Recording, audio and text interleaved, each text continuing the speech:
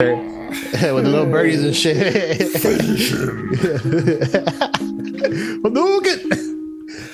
Welcome to the Broski Doodles podcast, the best podcast in all the land. It's your boy KIKO Kiko Cervantes. DJ BJ's in la casa. Looking good, looking cutesy. You're looking more fit. I think you're losing weight. That's good. 2023. I'm just wearing a black shirt. It hides everything. Well, you can always reflect my compliment and just deny. No, but yeah, you're looking good. DJ BJ, as people know, whenever he's not in the dark underworlds doing the damn thing, he's with us here talking about life, philosophy, and how to really make it, better on a day-to-day basis, because we're just average regular Joes searching for the meaning of this whole thing, The other day I heard this quote. It really hit me. Like a lot of teenagers nowadays, they want to, like, they feel sad and depressed, and then they're feeling like they want to, like, off themselves, kill themselves. But really, it's not that they want to kill themselves; is that they want to kill the part of them that is still a child to be able to grow into an adult. So once they pass like this stage of 18, 19, 20, where they start being an adult, that's when those feelings of depression and like wanting to go away, because part of their themselves had to die for them to now grow into this new chapter in life. Damn, you took this, like, it started like this and then you went like, whoo. So are they saying this like as a metaphor? Like kids these days feel depressed because part of them has to die so they can get to the next stage? It is metaphorical. Sometimes the kids will mistake it as literal and do it, but realistically, it's a metaphorical death. But is this something that people are going through now, or that we also went through when we were little kiddos? I'm pretty sure we've all gone through it at some point in time. Once we realized that when you stop finding joy in playing video games or doing things that kids would normally find joy in. That's when the death is approaching. Like not the not the actual death, but the little death. The little death. Little death. What if you're 34 and you still enjoy doing video game kid stuff? Then also want to off yourself. You're in that limbo. You're stuck in Neverland, bro. I'm stuck in Neverland. I mean, I feel like that's the case. Okay. You can enjoy playing video games, but I think the fact that you're still enjoying them at that age, that means that you never grew. let's call a spade a spade. Let's call it what it is. Damn. Well, I actually agree to disagree. That aspect of your mind or your person or that never grew out of that. Yeah, but I don't think it's something that you need to grow out of. Just like having fun as a kid does. It's not something you need to grow out of. You're gonna become more responsible, and you need to do things in your life. But like if you enjoy 40 minutes, an hour of video games a day, and it's something that relaxes you, as someone would do yoga, for example, and do like the dog down position, I don't think it's necessarily a bad thing. Can it be an addictive thing and people can fuck up their lives because of it? Yes, I've seen it. Many of our cousins never really, recovered fully. Could you then agree that the person that does enjoy 40 minutes a day of playing video games to relax themselves tend to be more juvenile in mindset or in thought? Well, judge me. I'm that person. Well, I'm asking you. Well, I don't think I'm juvenile. I think if anything, it keeps me connected to that important part of being a child within, to have fun and not be too cynical and not take yourself too serious in life. Because what I think happens is, as you grow older, you start realizing the fucked up things of life, and life can easily be seen as a tragedy. And that's when you're depressed. Like when I've been depressed, you see life as a tragedy, like a complete, like everything just sucks, right? Like it's just shit. It's like it's hard to deal with it, right? Mm-hmm. So I think that part of being a child, which is a child enjoys the day. a child enjoys the activity it is in. It's almost like, because it doesn't know so much, it only focuses on the little things it knows, and is able to have, I think, better experiences and more fulfilling because they're focused 100% on the activity that they're doing. As adults, we can't concentrate on things anymore, and we know all the bad things behind, like we know how the hot dog is made. So now, I mean, I guess it's just the way that I think of it. I feel like if you're able to connect to something as a child, I think it helps. And if that thing that you're connecting to, your younger child, is a video game, maybe called Warcraft 3, where you're really good at it and it's about strategy, and you actually think that it might be making you keep your neurons moving in a way so that when you're older, you'll still be like a person that can speak to people and you won't have Alzheimer, shit, I'll sign that. But I appreciate you not agreeing with it, because I think that's part of what the Broski Doodles is, It's us being who we are. We love each other. But that doesn't mean that we think the same on every subject, That's why we talk about it, to learn. That's my. What do you think of that outlook? So I mean, I could see that, like how as a child you would enjoy eating a hot dog, or a corn dog, or any of those like fair foods.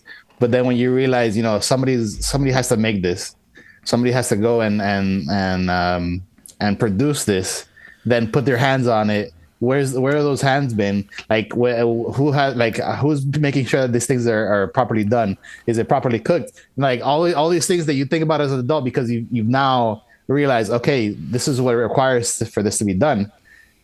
You can't enjoy that hot dog without thinking like, damn, should I eat this or right. not? Is it the sodium that's gonna hit me? Is it the calories? The fat? Like what? Right. What? All that. But as a kid, you're like, fucking hot dog. Hell yeah, bro. You're like, shit. Right. But then, like you said. Okay, but so do you think that in a way it isn't all that bad to keep some connection to your inner child, to not be too cynical and negative about life when hard shit comes? You can, still have fun and smile, look at the sun and appreciate the fact that we're living in an experience that nobody really understands. I mean, everybody has their own version of what Warcraft 3 is, like everybody has their own version of that connection to their inner child. Everybody always wants to go back to that on a simpler time, when you didn't know all these things. Even as adults, even as old people, what often tends to happen as people are approaching their death, they start to regress to these earlier times where things were a lot simpler, where things were a lot easier, a lot better, a lot more fun. Because it was more close to the childlike nature of you, and it was innocent, it was pure, it was untainted by society as we live and breathe now. So it is important to keep a part of your inner child alive, but at what cost? Like. I feel like as long as you keep that inner child alive, you credit card debt, for example, you never fully grow. You never fully mature. Okay. Like, yes, you can keep it alive. The more of the child that you keep alive, the less of the adult that becomes mature. And do you think there's an optimal level there where you want to keep a little bit of the child alive, or do you think optimal will be fully killing the child and becoming a full adult? I think it depends on your environment. What does your environment need you to do? Does your environment need you to be in your house and just be stuck on a computer 24/7, 365, or does your environment need you to step up and become an adult and lead the way for these future generations to strive to be something better? Fuck, that's Ben Shapiro. Leave my friend.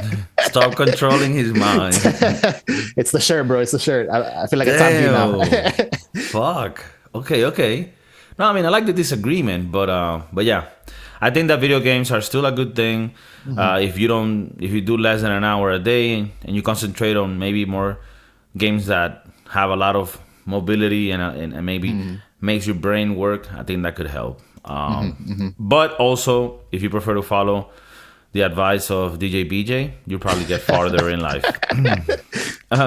Okay, look, talking about something that responsible people that want to get farther in life do is waking up early, right? You have to wake up early. Like from you're a little kid, they always tell you, hey, waking up early. Whoever wakes up the early, get the early bird. Which I don't know what that means, but no, the early bird catches the worm. Catches the worm. Because then by if you're late, by that time all the worm's been caught. All right, that is something that makes sense, right? Now, waking up early, if it's for something that you like, that you want to do, it's almost like you wake up energized and ready for it. But when you have to wake up for something you don't like work, it feels to me, in my opinion, that it's like you're never fully rested. Like you're always sleepy and you don't want to wake up. And I think that mentality is so important in life because it's sort of that mindset controls your body and your biology and makes you feel differently to the point where in one scenario you're tired and sleepy and the other you're like ready to go and dig hard. Just dig your hand, just ready to roll. You know when it hurts, like everything's pumping so hard, it hurts. You're like, fuck. Like, cut the head. You know? It's when it's been over 4 hours, and you're like, fuck. Cut the head. Let that shit leak out. It's like, I don't care. Yeah, no, I oftentimes, if you're waking up for work, you don't wake up. The alarm wakes you up. Right. But if you're waking up for like a weekend activity, like we want to get to the Disney parks before they open. So we need we live in Miami. The parks open at 9. It takes us 3 hours and a half to drive to get there. So we need to be leaving like at 5:30. Everybody needs to be up by 4:30 by 4 to get there on time. And by 3 o'clock, your body is already like, yo, get the fuck up, let's go. We gotta go to fucking Disney, you know, like, right? Like you don't like you wake up before the alarm even is even close. By the way, that's the little child that you still keep. You piece of shit. Yeah. I mean, everybody. Hey, wake up at 3 in the morning, and I put my Mickey Mouse suit. Oh my god! Oh my god! You got the pins and the things. Yeah. Shit. Maybe you should have like on the calendar, like National Be a Kid Day type shit, you know? Yeah. Okay, so you see, right, like how your mindset can change. So if you're able to get to a point where every day you're waking up to do something that you like, then now your life changes, right? But I mean, this is not like a new revolution I'm doing here. Like everybody's like, a common goal is to get to a point where you do something that you like, so it's not like a job. Right? It no longer feels like a job. But I think that's like the hardest thing to find in life. You know what? I mean, I think you pretty much struck gold right now. What if you set up your day so that the first thing that you do in the morning is something that you like, followed by work. So like you're waking up because you're like, damn, I want to wake up to do this thing. And then after that, I have to go to work. So you're already up with this energy, like, oh, shit, I'm waking up because I want to do this thing. And then work. I mean, the thing is, the things that you would want to wake up to are activities that are maybe too long to put before work. However... you said like you like playing video games. Okay. Or mountain biking. Okay, you know what you like doing that. Set it up so that you get to do that before you go to work. Okay, it's because hard. You're waking up now, not for work. You're waking up because you want to do this thing before you go to work. Right. Then work is later. Yeah, work is after. Right. Yeah, work is eventually. Right. Work is eventually and conditionally. Interesting. All right. Fuck. We're making ground right now. Yeah, this is really good. You know, like when the psychologist is sitting with the yeah, we're having a breakthrough, and they're like, we're having a breakthrough. No, that's actually deep as fuck, bro. Like set it up so that even if you have to do something shitty for the meanwhile in your life because you have a job that you don't like and you're actively looking for something else, if you set it up so that the first thing you do in the morning is something you like, then it sets your mood for the day in a good way rather than fuck, I gotta wake up for work. No, fuck. I mean, you're like, yeah, I'm gonna wake up to play some Warcraft 3, or I'm gonna wake up to go mountain biking. You know what's crazy? I mean, maybe not set it up like, oh, I'm gonna wake up to do a line of cocaine. Maybe that one is not Yeah, I mean, like if that's if that's your thing. I mean, like use common sense, right? Write it down. Write it down your schedule. I mean, I don't know, Right, like right. Vision board, whatever it is. just like a little mountain, a little pile. You know what's funny about psychologists is that I think maybe I've been very cynical about psychologists because I'm like, okay, how the fuck they're gonna help me? And I've never been to one, and maybe it's something that could help, right? But I'm always like weary of like, I'm gonna open up and be vulnerable to somebody that are they really gonna give a fuck, or are they just trying to make their money?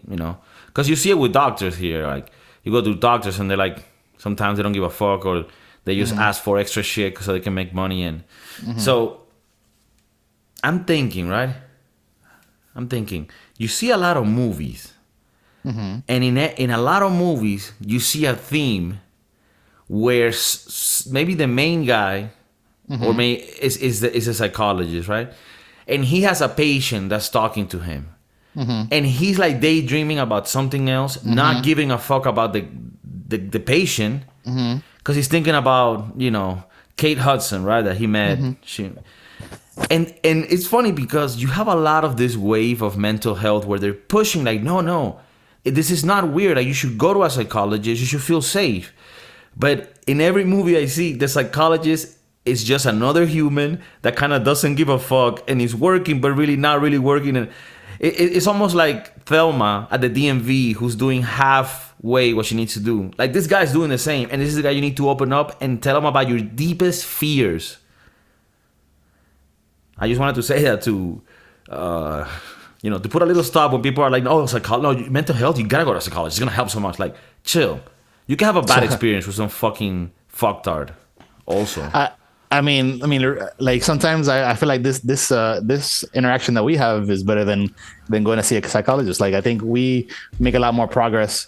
You and I talking back and forth. But now the like then a person who doesn't even know our history or who we are, but realistically at the end of the day, what makes you think that I give a fuck about your life and you give a fuck about mine type shit, You mean with the psychologist? Right with the psychologist. Yeah. So like they could help you, but at the end of the day, not really. But yes, because they not only hear you out, but they're also at the same time, analyzing what it is that you're saying, what it is that you're arguing about. Because it's not just, oh, like I'm upset because my cat fucking pooped on my sofa or some shit, But they're analyzing. All right, so what is it about that's upsetting you? It's because of your trauma that you had with your stepdad that would shove your face in when you peed yourself on the bed or some shit, like something right. like something stuff like that. Right. When Uncle Steve did some things to you in the barn, and then that got stuck in this like capsule of fear, and now you have acute fear of death on a daily basis. And so I think sometimes it's easier to open up with somebody that you don't know about things like that because they won't judge you, weird, right. And two, like it'll be like you could actually open up and say this and then have somebody hear you out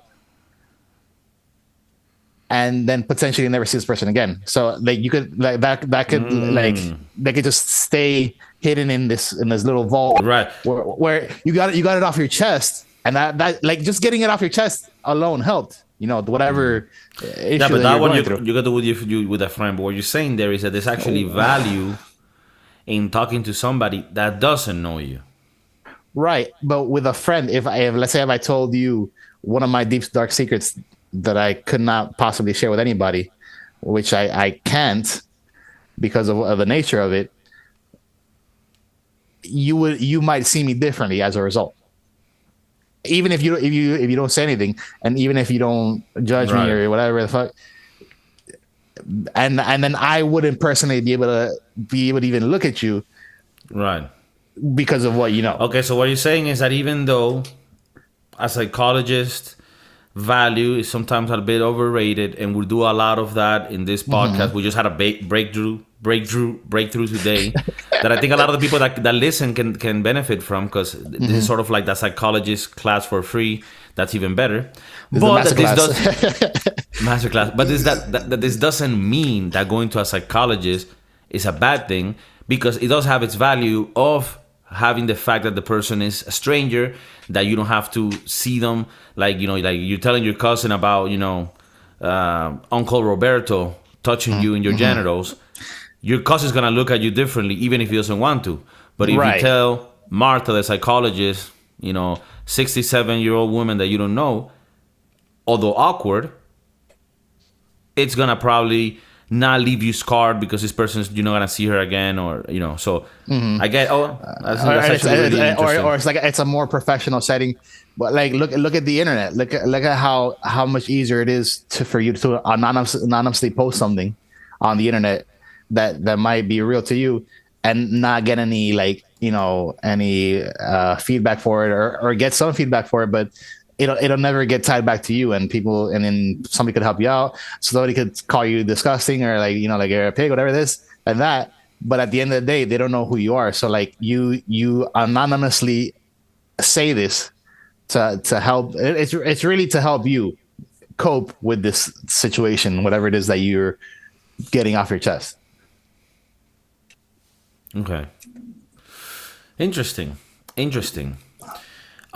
you think a mode of therapy is doing or going to places that you used to go in your childhood, like maybe restaurants, right? Like, for example, I think of Little Caesars, and this is not an ad or anything, although if they're interested, they can contact our business manager.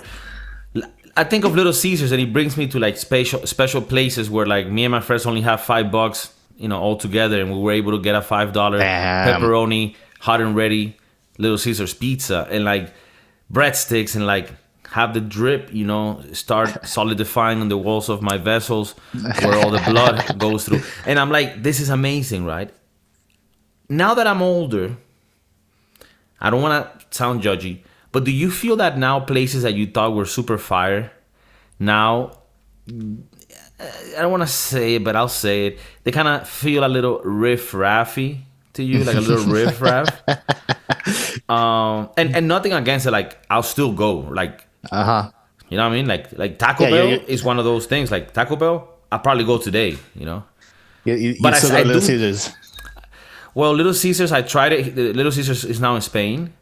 And I went to it, and like everything, the feeling was there. But when I ate it, the problem is it's very greasy, and it just destroyed my stomach almost right away, where I just felt really bad in my stomach.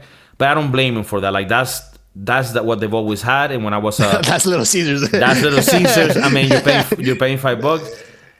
When I was 15 years old, my stomach was at a stage, brand new, pretty much, right? Right off the lot, where it could take just a lot of everything. But now my stomach is very delicate.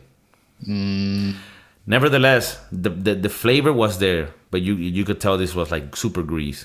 But it was amazing. Little Caesars. That's one of those things that I think of like, maybe it's a little more riff-raffy than I thought.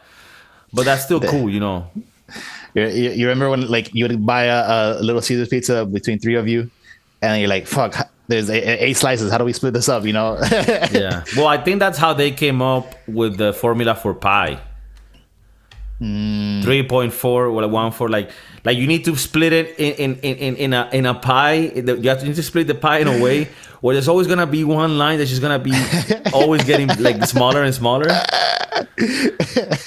by the time you explained it, you ate that exercise. Yeah, right? The exercise, it's done. Damn. Good times. One restaurant that as a kid I was like, yo, this is the place to be. I want to go here for my birthday and everything like that, because it's fancy as fuck. Because was the Olive Garden. Remember when they would have like a long table where you're gonna invite your whole family and like stuff like that, because they had like the tables for regular, like 4 to 6 top, and then they had this long table where they simulated like like a family environment, like a sit down, like a Hey, Tony, bring the family. Hey, when you hear your familia, hey. Come here, sit down. We got the best wine in the house. Unlimited breadsticks was unlimited breadsticks, unlimited salary. Like, damn, this is legit. This is where it's at. And the tour of Italy, which is The pasta with the pesto, the white sauce. No, it was the chicken. The Alfredo, the fettuccine Alfredo, a piece of lasagna, and the chicken parmesan. Oh my god!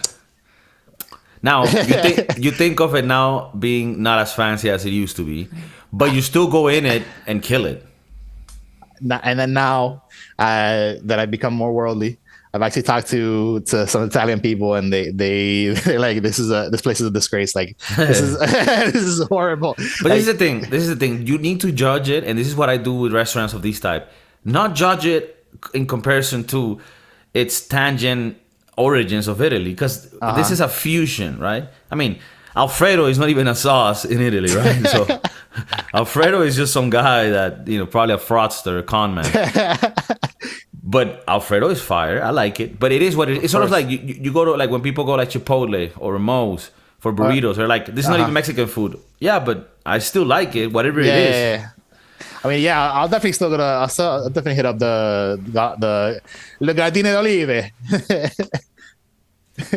That's the other thing. I think at this stage, because people already kind of know that it's not as fancy as they thought it was, you need to, in the PR move, change the name. So instead of the Olive Garden, you need to call it the Gardino di Olivo. Right? So this way you can get more traction. People, that maybe aren't that worldly, they'll be like, oh my God, Martha, did you hear? At the Gardino di Olivo. She's like, Brian, why are you saying it like that? That's how it's said. They're inviting us. It's a family that came from Italy, and they created a franchise here. Oh my God. Man. I remember taking a girlfriend on Valentine's Day when I was like 17 to Olive Garden. And I felt like I was a boss. I was like killing it. How long did that relationship last? Shortly after that, we were. I think as a result of you taking her to the Olive Garden, she's like, no, but I'll be honest with you. At that time, we were both 17. It kind of fit. At that time, it fit. You know what's another one? I think even 21, 22, you take it to Olive Garden. Yeah, you could do it. It's legit. You could do it. I mean, like, I take my girl now sometimes to McDonald's, and she's like, hey. Could you propose at an Olive Garden? You shouldn't. You shouldn't. But if I tell my woman we're going to the Olive Garden and she makes a face, that's a problem. Because this is the thing. I'll take you to the place with the expensive mimosas and the overpriced pork chop. I'll do that for the kids. Right? But I'll also take you to the Taco Bell 2-for-1 Tuesday. And you better appreciate all. You know what I mean? Because at the end of the day, that's part of what life is. Moving forward. Or the Wendy's 4-for-4. Is that like a new thing? I mean, it sounds exciting. My dick is hard right now. 4-for-4? Yeah, 4-for-4. $4 and I get 4 items from the dollar menu? God. It's not the dollar menu. It's a value menu now because they can't call it. You get a drink. You get a 4-piece chicken nugget. You get a choice of either a junior bacon cheeseburger or a crispy chicken sandwich, and then fries. So you get those 4 items. Bro, I mean, fuck riff raff or not, Wendy's is like fire. And this is the thing that I have with Wendy's. This is a problem I have with Wendy's, right? Like all the American food, fast food that I like, I'm able to get in other places of the world, right? So like in Spain, they have McDonald's and it's fire, right? They have Burger King and, well, it tastes like Burger King, right? Yeah, but it's Burger King, yeah. Okay. They have Taco Bell and it tastes like Taco Bell, right? But they don't have Wendy's. And in Venezuela, when I lived in Venezuela, they had Wendy's, but it never like. Sometimes they just don't translate. Like it was different. It wasn't Wendy's from the US. Like it didn't taste like that, right? So I'm able to like get all of these itches scratched with Taco Bell. But the only one that I cannot and that I have many years without eating is Wendy's. Oof. So when you talk about Wendy's, I'm like, I picture myself, I picture myself in the drive-thru, like at 12 in the midnight, getting the spicy crispy chicken nuggets. Oh. Getting a Frosty, getting a baked potato with the bacon, with the butter, with the sour cream. Oh my goodness. I mean, like that's the child in me. the child, the inner child. Diabetes. Diabetes. Oh man, yeah. And, no, but it's amazing. Totally worth it. Totally worth it. Yeah, for sure. It's amazing. No, Wendy's for me is top tier burger game in fast food chains. Mm-hmm. Now, if we move a little up in the chain, right? If we're in fast food, we can get to. I think the king of fast food is Chick-fil-A. Ooh. Although Chick-fil-A, you could call it a restaurant, but I think it's their category is between a restaurant and a fast food joint. So it depends on what they want to go with. Do you want to go with a very decent restaurant, or do you want to go with a fire, top of the line, the best fast food establishment in the US? So it depends on, if you want to stay in the smaller bowl and be the bigger goldfish, or do you want to, I think they should stay with the fast food just so that this matters. What I'm saying makes sense. Could you imagine if Chick-fil-A went like the burger route, like the meat route? Oof. This is the thing, though. If Chick-fil-A, and I've heard that in Miami, South Florida, the service, it's dropped. It's not as good as it used to be back in the day, where like the servers will be like, "Hey, what's up? Do you have this? Oh, let me get the sauce for you. Let me get that." And that worries me, because this is the thing. If they just keep everything how it is and continue to bring out that quality, I don't even care about the beef. Like I could just not eat beef, because I'm going to Chick-fil-A for the chicken. If I want to eat beef, I go to Wendy's. Now the only thing is, they should open on Sundays, right? They can hire on Sundays just one staff group on Sundays that are not Christian. Maybe Jewish or Muslim.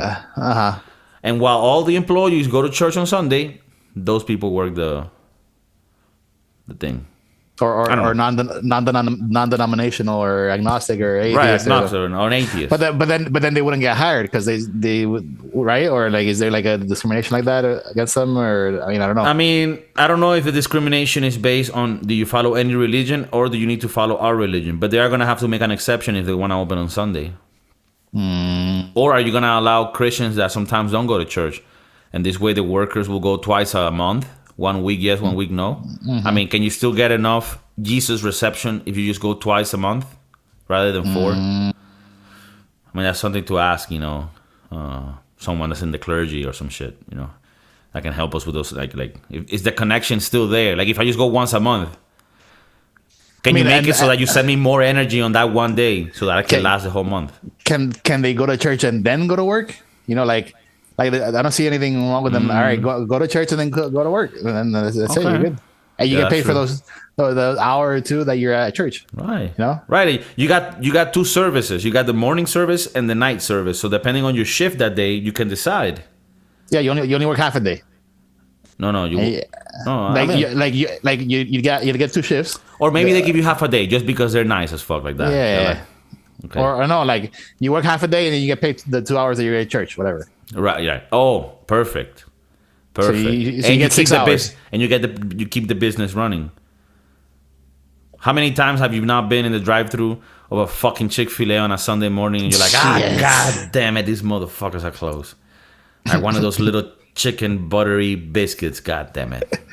By the way, no, I was just gonna say, maybe a lot of people don't know this. Like the Chick-fil-A breakfast, that's where it's at. Like that's what I was gonna say. Like going back to the whole waking up early to go to things that you want to do. How many times have you like, damn, I want to wake up early to go to Chick-fil-A breakfast, or I want to try a Taco Bell breakfast, or I want to try like the different types of breakfast that or even the classic McDonald's breakfast. Sometimes I wake up early here. The only American breakfast they serve here is the egg, the cheese, egg, cheese, and sausage muffin. And the same, but with bacon instead of the sausage, right?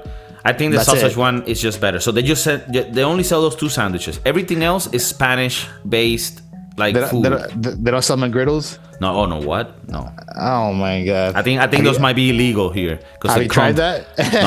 No, I've tried the McGriddle. Yeah. Oh my goodness. I think that's when my heart failure started. No, but so they only have those. But I wake up early and I go get like 3 of those fuckers and I just eat them. And I wake up early excited. I'm like, ooh, what's happening? Like your body wakes up. You don't even wake up. Yeah.